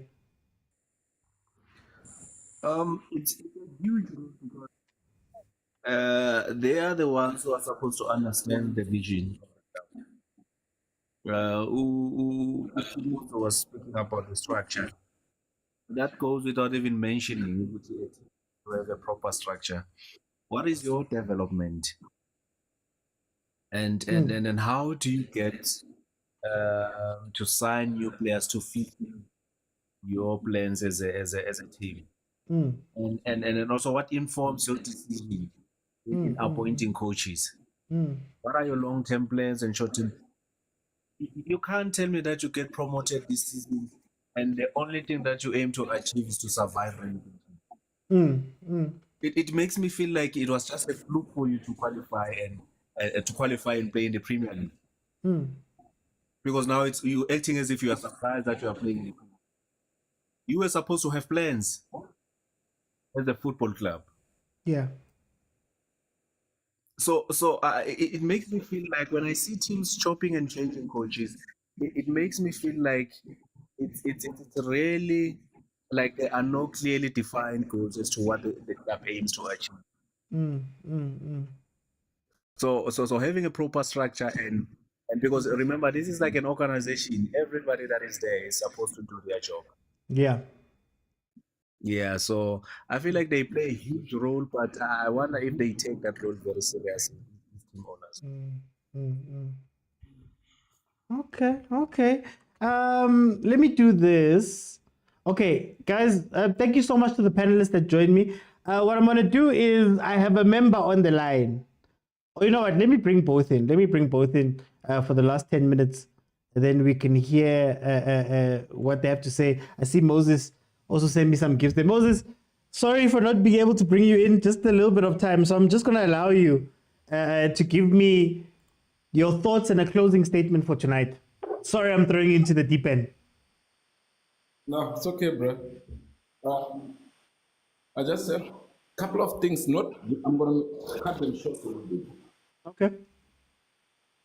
Yeah, what I realized with the PSL team, our coaches, they don't take themselves serious. You see, like in most instances, you find that players being promoted to become an assistant, then couple of,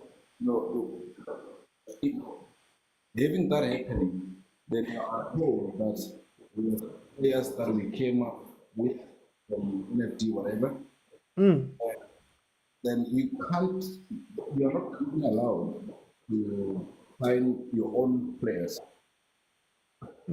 So that's the first problem. So that makes the coach excited. They just sign contract, take the job. Okay, it's fine. I will do whatever we do. Yeah. You know, even Jose Mourinho failed while you understand? So I mean, it's not only about the players. It's about who are you going to play, and how did the team play previously? Is the team going to play different? Yeah. What do you make? What changes do you make for the player to play different? Example, I'm going to make an example because I'm a Kaizer Chiefs player. Look what happened with those previous coaches, Arthur Zwane, Gavin. Milford, all those. So they went to a job without having players, so believing that whatever that's there work for them. You understand? So now, whatever that was there didn't work for them. They couldn't realize because now the seat was burning. So while the seat was burning, I mean, if you have a lot of pressure, it's not easy for you to move around and think straight to say, what do I change? Who do I bring in? Who do I remove? All those things. So they fail because they fall into a trap that I'm happy with the job that I have. Getting that with a mandate that you must be complete. Okay. You understand? So now let's have a look at Coach Gavin quickly. Coach Gavin did well with Kaizer Chiefs. He went and played the final without having to send any player. That's with the fact that he's an experienced coach, he knows what he wants, he knows what he wants to do with the team. Then people failed him. If I heard him on interview saying that I still have unfinished business with Kaizer Chiefs. Okay, let's quickly run to Steve Compera, Motsepe. What happened? They went and played the same players. Players whom they can't compete with the current teams. Other teams signed quality players. Everything is going well. They're doing good. Look at Mamelodi Sundowns. Look at Orlando Pirates. Look at Stellenbosch. So we will say our SA coaches are not good. No, the problem is that they are failing themselves. Why don't you go? Why don't you do a homework? As an example, for the whole PSL teams. When you apply, if you have applied for 3-4 teams, then you go and do a research. Check what those teams were lacking. What do I need to improve? Where do I need to improve? So get your own scouts. If they don't allow you to sign new players or expensive players, why don't you send your guys to go and look for guys who can do a better job? It's easy. Okay. So, like an example, I made a comment to say, let's take a tender and give it to a white guy and a black guy. Check what happens. Our fellow black brother will go and save money, buy a piano, move from township, stay in Bendo, pay people the city money, and check the project. People will be crying and saying there's potholes, this and that. But a white guy will go there and do a proper job. You know, the reason why they do that is because they think ahead. It says, let me do a proper job here. If they're going to bring another guy maybe in a second street, then he doesn't do the job. They will call me. I'm gonna go and do that job. Okay. Simple. So our coaches, they don't have enough confidence to say, look, you are giving me a job. Okay, let me go and get my own players. You do not, if you're gonna send Dion Shepard to get you Gonzalez while you're a new coach, I mean, what sense does it make? Okay. Go and get your own new players. For time's sake, nobody knows about them. For time's sake, apologies, but I have to jump in for time's sake. I'm a bit strapped for time. No problem. Malebe Kutso, welcome to the show. Mr. Yazi ngithi ngizokhuluma ngefootball mara kungangenzi kanje. You've got closing statements about what we've been speaking about today. Irvin Khoza is a black man, and he pays our team grant 3 million. The previous leadership of PSL was a white man, and the winner of the PSL was getting 2 million. Marian Roberts is a white firm, Wisi Bridge. So before you come here and look down on us as black people with your inferiority complex, you better make sure you do your research. Please, guys, don't come here and challenge us. Some of us we take back consciousness serious. I'm very disturbed by the previous speaker, with all due respect. But anyway, going into football, self-respect, Mr. Oti, is important. Coach Pitso, Coach Rulani have a view on themselves. Before even winning one league, Coach Pitso already had his shoulders broad. Same goes for Coach Rulani. They understood who they are and they understood what they bring to the table. You understand? And they were willing to back themselves. And lo and behold, they actually could bring it to the table. You understand, Mr. Otsi? So we have a coach like who coached.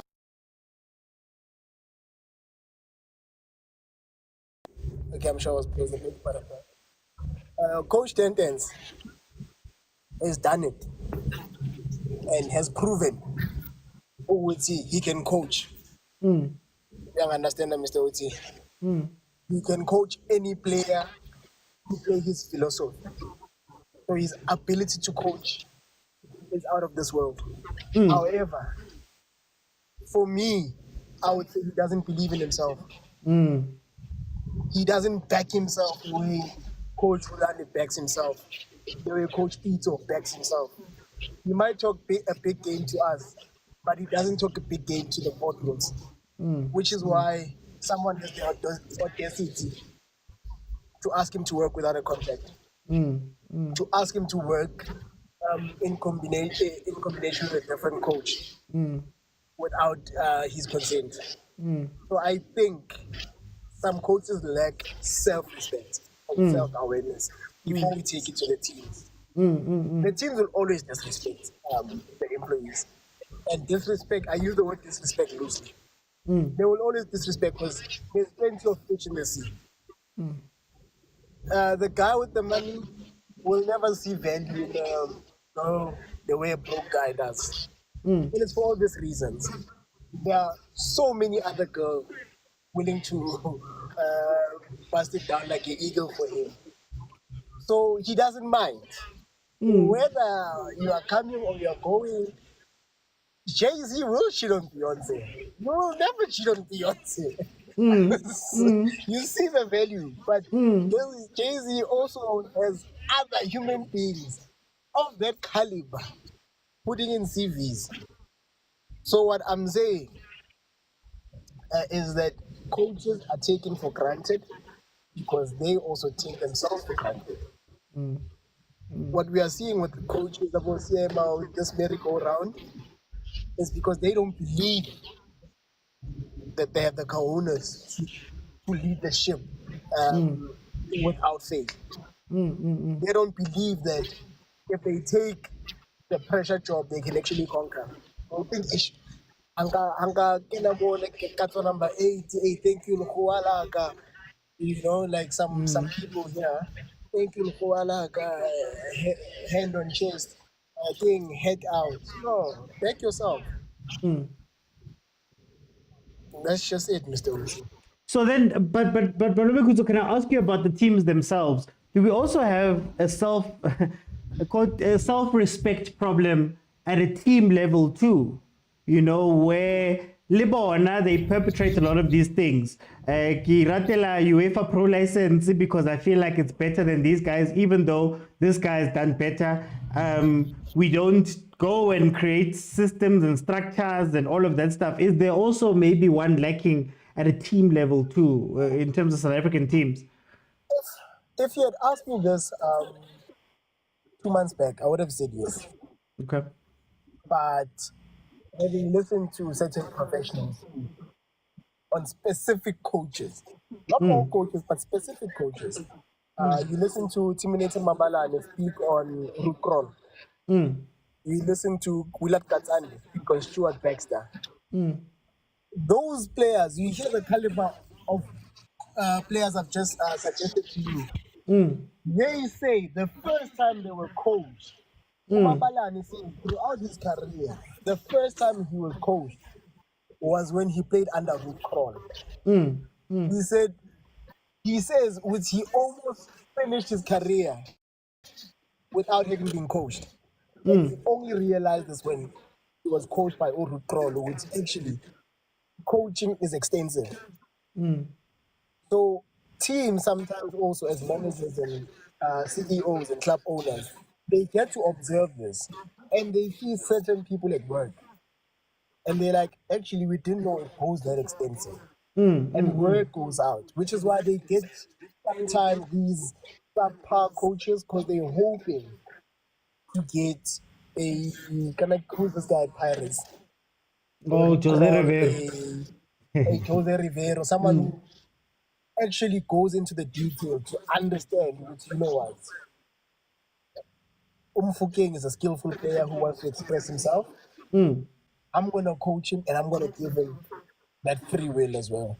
So in as much as there is self-hate, and I have to credit Sundowns. Like I said in Coach Rulani, it was sort of heartbreaking. Sundowns had proven to be the epitome of black excellence in this country. By the way, Mr. Oti, for the past 6-7 years, only black coaches have won the league title. For those who are speaking of white people. Only black coaches have won the league title, and they've come in the frame of the Sundowns. Only black assistant coaches have won the league title because of the Sundowns. So we do have certain teams I that agree. respect and value our local South Africans. Unfortunately, and you all can see it's moving in a different direction. But also, speaking for our teams, we have had insight with some of these coaches from international standards who played internationally come with something different, because we have to understand who Kroll is. That is the former Dutch captain, Mr. OT. So he had to have shocked about when we talk of Stuart Baxter, we talk of someone who's in charge of, I think, England under 23. So he had to have shocked about Sweden, I think, national team. So we're talking of high caliber coaches here. Not everyone can actually replicate that, but it's because these managers have seen these European coaches work and they think everyone is like that, and they think they can attribute it to the UEFA Pro license. And sometimes you have to look at the man that you are assessing, not his skin color. What you are assessing is the former Dutch captain who played at the World Cup final like leading his team. You are not assessing a white man. You are assessing a legend of the game. And it's just like how Coach Benny was able to take an Amazulu to number 2. The black Benny McCarthy, by the way, if I must say, was able to take Amazulu to number 2. And a white for Khoza has failed. A white, kind of who's this guy, he has failed to even make the top 8. I'm sorry, man, that statement rubbed me off the wrong way. You understand, Mr. OT. So, when you look at Benny McCarthy, are you looking at a black human being, or are you looking at a former Champions League winner? Are you looking at an FC Porto top goal scorer? Are you looking at a Blackburn Rovers top goal scorer at 1 point, missing out by a thread on EPL top goal scorer? I think that's where they miss it, Mr. OT. Okay. No, but because of for time, I think there's something I wanted to ask you, but time. Guys, let me say, for me, thank you to everybody that joined. Let me say, for me, everybody has to prove themselves. And I think the problem with us is that, and I've been on this train. Maybe I'm not the right person to speak about this, but I've been on this train for a very long time. Everybody has to prove themselves. But we have this idea, that there's these coaches that are coming in that haven't done anything. We start rating people next to each other. Nasruddin Nabi is an incredible coach with his pedigree and his CV and everything that he's done. But how will we react if Nasruddin Nabi finishes 7th? And then I say Atazwani finished 5th. Why don't we put those things in the same bracket? Dance has a trophy. He's actually got a Nedbank Cup trophy. Do you know how many coaches in the PSL don't have a trophy to their name? That already qualifies them to at least stand somewhere else within the experience of the league. But we look at him as Sam Allardyce. You call dance when your team is in trouble, when you head into relegation. You call dance when your coach that you brought in is not doing well. That's when you call him in. But nobody gives them the leeway to go, as in dance, because you've done 1, 2, and 3. Let's allow you to do 4 and 5. I use the example of Musa Nyatama. Musa Nyatama, you've come in and saved us on multiple occasions and done well at times. Why is it such a big stretch for me to go, you know what, Musa, take this season? Coach Siema, you've only been here for 4 months. You've taken this team from here and you've taken them to intercontinental football, to Africa. Why don't we say, as in Siema, jump in and let's let you continue with this job? I think my problem in this discussion is letting people continue with the job. Gavin Hunt, you've gotten us to the semi-finals of the CAF Champions League. We have our squabbles and you're asking for things from us. I'm going to give you the benefit of the doubt because you've done something that no other coach has been able to do. Well, few other coaches have been able to do. No other coach has been able to do outside of the Pirates and the Sundowns. You know what? We're giving you the reins. Benny McCarthy, you've taken us to second as Amazul. You're asking me for more things so that you can take us further. I'm going to give you that. And my gripe becomes when you have those situations I've spoken about now, but then this UEFA Pro license coach, and not all of them are this, I'm not speaking about all of them, but comes into the country. He has not touched anything, but they've got the respect, they've got the players, they've got the transfers, they've got the control, they've got the backing of management. I think that's a very important one. I'm yet to hear Tim Sugazi waxing lyrical about 10 Malisel. Yet he's already told us about UEFA Pro licenses and how good they are and how everybody should be getting them and look for coaches, up your standards, all of that stuff. Now I'm not a trophy. Lower than a trophy just yet, but after all these years, you've given them control. On the team fronts, our teams also need to take accountability. I saw a comment here that said, our coaches don't take themselves seriously. How can you be fired by Chippa United 4 times? True. But you can also turn it around and ask the question, how can Chippa United go back to this guy 4 times? Whatever you're doing failed 4 times to the point where you had to go back to this guy. So then we have to ask about our teams and say, okay, guys, what do you guys do every day to try to take this team forward? When you guys are looking for a coach, how much time do you dedicate towards looking for the coach that can fit your team? How many of the teams actually know what they're looking for? Or is it also a situation where we're running at the last minute to try find a coach? Oh, 10 tens. Yo, 9 number 10 tens. Mfonele nabuye. Yo, now this other coach who's ban mfonele. Bring them back. Instead of, okay, guys, how do we go forward as a club? What do we do as a club? A lot of our teams don't have styles of play. A lot of our teams don't have patterns of transfers. Every time coach, and it's okay.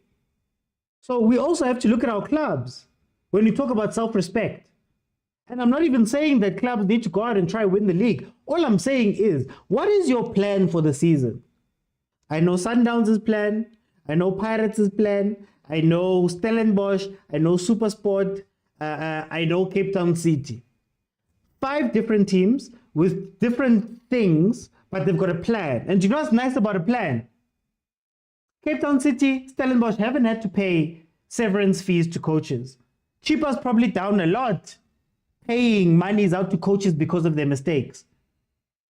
When they look at their players, you can bring in Abotabo Notata, for example, and they can be in the club for a while, and you can build around them and maintain a lot of things around them.